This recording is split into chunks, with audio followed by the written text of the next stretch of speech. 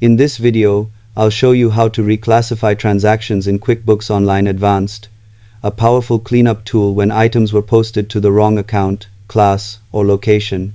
Start by clicking the gear icon, then look for Reclassify Transactions under the Tools section.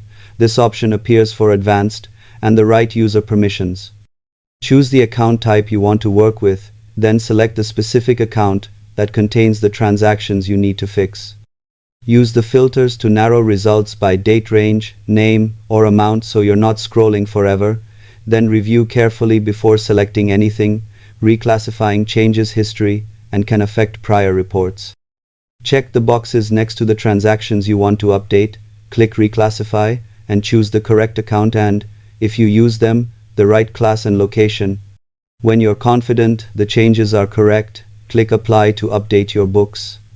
Afterward, spot check a report like profit and loss to confirm the totals moved where you intended, and if something feels unclear, pause and verify before making more bulk edits.